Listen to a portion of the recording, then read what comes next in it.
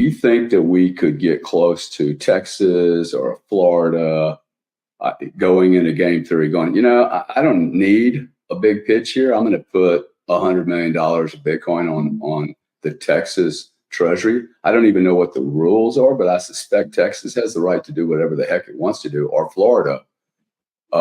If we started to see that, because I do think that at least if Trump gets in, he's not going to dump the 210,000 Bitcoin. If he gets with me 5 minutes, hey, dude, that's a 3-cent trade. You can buy all of it for 3 pennies. Okay. Create one little currency. Boom, we're done. There'd be absolute no reason to sell it. Right? It's actually would be stupid. If you create your own money, there's no reason to sell Bitcoin. It would be absolutely stupid. Trump's not dumb. 10 minutes, we're done on that trade. When do the states do it now? Yeah, so I couldn't agree with you more that it would be a very bad and poor decision to get rid of the 210,000 Bitcoin. Hopefully that process has not already begun. I think recently some of the Bitcoin did start moving around, but it could also just be the fact that the U.S. Marshals are now officially using Coinbase as their custodial partner. So maybe we'll hope and pray that the next president has the opportunity to come in and ensure that that Bitcoin is held on to in perpetuity.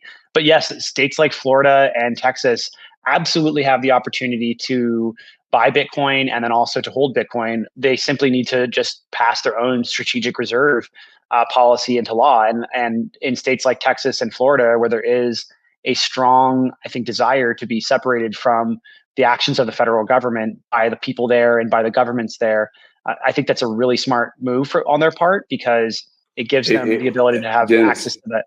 It's a no-cost insurance policy. That's correct. Just in case, if I'm a Florida resident, and who's our governor? Santori or DeSantis. DeSantis. Yeah, there you go. Sorry. This is how ignorant I am on politics. But if you guys can get me meetings with any of these people, Texas, Florida, it's literally 10 minutes, man. We will finish the coffee after we're done with the conversation. It's just a no-brainer. There's no downside to it. Look, I think I could get if the states think there's downside, I'll put together a bunch of whales. We'll protect their downside. How's that? I love to hear it. An insurance policy on an insurance policy. Well, it gets a hedge of this next U.S. government policymaker, whoever it's going to be, the president, decides to do something stupid like sell the Bitcoin. Like if the government's going to sell it, Texas should buy it. Well, I'd be happy to set up some meetings for you. That's for sure. Dude, it's 10 minutes. It's just math. Okay. It's like a no-brainer. There's not even any politics to this. It's just a no-brainer. Sorry to deflect the conversation, but I just think this is down to you having enough time, meeting the right people, and then bringing the right people together to communicate with these policymakers, because they're not business people, right? They're going to have to trust someone. And I don't even know who would fight this. Like, why would there be a fight in Texas over this? You'd be surprised how some lawmakers don't like Bitcoin still, even on the right. Lieutenant Governor Dan Patrick in Texas is like hyper anti-Bitcoin right now. So I'm not sure. Why is that? Does he give any reason? Or it's a great question. We think that it has to do with industry support, because there's a lot of competition. Bitcoin ultimately is a disruptive technology. And, from a owning it perspective, absolutely agree. No reason not to own it. No reason not to hold it. But also there are things that Bitcoin competes with, and particularly Bitcoin mining. Bitcoin mining competes with the access to ancillary service programs, which are grid balancing programs in Texas. And it competes really, really good at it. It's one of the best grid balancing technologies on the planet. And so it is, I think, scooping up a large percentage of that market. And so now you have potentially, we don't know yet to be confirmed, other industries who are losing out on that revenue, who are, I think, using Dan Patrick as a sort of launching pad or as a spokesperson for their industry to suppress the access to those ancillary services by Bitcoin miners. And so there's a variety of reasons why people will go after Bitcoin. Ultimately, I think we've all learned over the last 5 years that being anti-Bitcoin is long-term political suicide. And so I think this will end up hurting Dan Patrick, and hopefully will be a strong signal to everybody across the country that when you go after Bitcoin and Bitcoin mining, that the people in this industry are going to stand up, not just the people that have the big bags, not just the people that are, holding a large amounts of Bitcoin. Also, I think individual small users of Bitcoin deeply care about the success of Bitcoin and Bitcoin mining in the United States. And so Dan Patrick, I think, is making a very large miscalculation on the impact that that's going to have on him in the long term. Do you think those are, originally I thought we were going to say, okay, maybe these are financial services or banking partners who are funding them. But when you brought up the grid, it sounds like maybe some utilities or maybe some energy people might be telling them that to be anti-Bitcoin. Am I correct in that? That would be the assumption. So we haven't confirmed this, but the only reason why he would try to push Bitcoin mining out of those ancillary service markets, like, what's the incentive? Who wants that to happen? Like, why would Dan Patrick care if Bitcoin miners are doing an incredible job of balancing the grid, unless his friends at, the various generators, like whether they be fossil fuel generators, renewable generators, or maybe his friends at the battery companies or his friends in other parts of the energy sector are upset that they are no longer able to compete and secure those revenue sources because Bitcoin miners are doing such a better job of securing those revenue sources. So when you balance the grid, you get paid. And right now, the Bitcoin miners are the ones getting paid the most.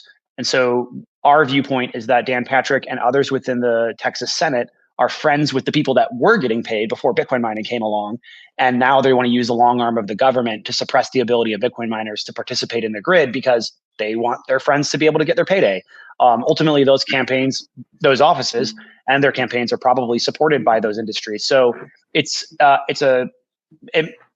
you like to use the government to suppress technology, it sort of makes sense as a political move. But long term, I think it's going to really damage their reputation as Bitcoin starts to take off across the United States, and as the next administration, particularly if it's a Trump administration, starts to be softer and more pro Bitcoin. I think that type of move is really going to come back to haunt them. Dennis, I have a business question just because I want to make sure the audience understands and that I understand. Bitcoiners, especially in Texas, Bitcoin miners have been balancing the grid because they essentially demand new electric facilities to be set up, which adds to the infrastructure output. But with Bitcoin miners, they can balance the grid because when the grid is being overloaded, they can just shut them down immediately, from what I understand, right? Or if there's excess energy, they can then turn them right back on. So 100% correct. So what you're saying is there's battery companies who, what's weird to me is if they were doing a good job, then there wouldn't be such a huge market for these Bitcoin miners to be balancing the grid. But there's battery companies trying to store this excess energy for when there's an overload. But with Bitcoin miners, because you're mining Bitcoin and you can sell the Bitcoin if you want to, you're getting paid to balance the grid. Whereas the battery people, I'm not entirely sure how they actually get paid. So that's just my ignorance on that business side. But that's so interesting that someone who is, from what I can tell, worse at their job and has worse incentives have the influence that they have. Well, I think that's the whole reason why people, I think, today are so disconnected and disenfranchised by politics, because oftentimes we see that large money interests are able to influence the political system to the benefit of one special interest group. So for us, it is, Bitcoin mining is going out into the marketplace and very naturally securing the revenue from these types of programs.